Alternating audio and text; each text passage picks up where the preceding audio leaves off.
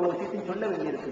ஆக வேதம் என்பதற்கான தகுதியில இந்த தகுதி அடிபட்டு போச்சு. இது எல்லாத்துக்கும் மேலங்க ஒரு சகோதரியோட மனைவியோட உட்கார்ந்து படிக்க முடியாத அளவுக்கு ஆபாசமா இந்த எசேக்கியேல் 23 ஒரு அதிகாரம் இருக்கு. எசேக்கியேல் 23 நான் அதை படிக்கவே மாட்டேன்.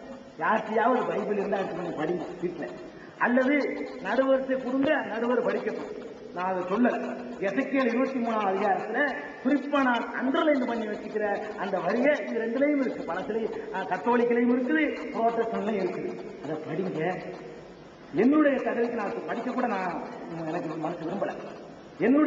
நான் அந்த மாதிரி வார்த்தைகளை பொது மேடையில் நான் பயன்படுத்தினவன் இல்லை.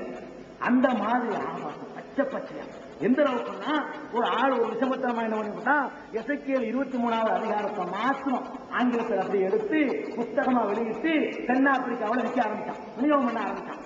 உடனே அதை படிச்சு பார்த்துட்டு எசேக்கியேல் நம்ம போடல, தென்னாப்பிரிக்காவில் இருக்கிற கிறிஸ்துவ அரசாங்கம் தடை இருக்குது, இது ஆபாச புத்தகம், இதை படிக்க கூடாது, விற்க கூடாது. எதுக்குங்க?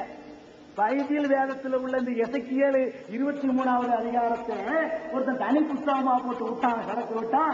இது ஆபாசமான புத்தகம், இது தடை செய்யப்பட்டதுன்னு தென்னாப்பிரிக்கா கவர்மெண்ட் தடை செஞ்சு அப்புறமேலதான் விட்டாங்க. நம்ம நான் பைபிள் இருக்கு அப்படித்தான் எடுத்து போட்டேன், வரி அதைத்தானே நான் எடுத்து போட்டேன், அதை போய் தடை பண்ணு அப்படின்னு அவன் கேட்டான். அந்த கிறிஸ்துவ அரசாங்கமே அதை தடை செய்துன்னா அவ்வளவு மோசம். அந்த மாதிரியான வார்த்தைகளை நான் என்னுடைய இதுக்கு நான் சொல்ல மாட்டேன். நீ பார்த்துட்டு சொல்லலாமா? நீ படிச்சீங்களா? சொல்லலாமா மேடையில? வேண்டாம், நீங்களே படிச்சுக்கங்க. அவர் விரும்பல ஐயா வேண்டாம், அதை படிக்கணும். அதுக்கு எனக்கு ஆட்சேபனை இல்லை. என் டயத்துல 5 நிமிஷம் தான் நான் கொடுப்பேன்.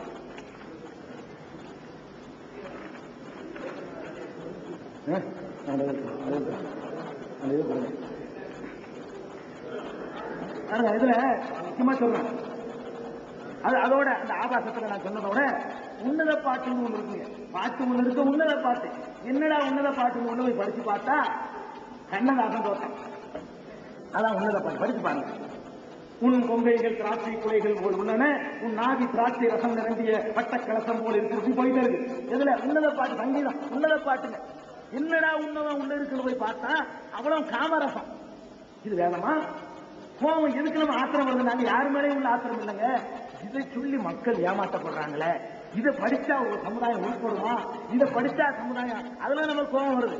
நான் என்னை கோபக்காரனாக என்னை படையில் தான் முதல்ல பார்த்திருக்கீங்க. ஏன்னு கேட்டா அது அல்லாவுடைய ரசூலை பத்தி அவங்களா சொன்னா போக்க முடியாது. நான் ஆரம்பத்தில் பேசுனதா சொல்றேன். அல்லாவுடைய ரசூலை பத்தி இவ்வளவு கோபக்காரன் யாரும் பார்த்துக்க மாட்டீங்க.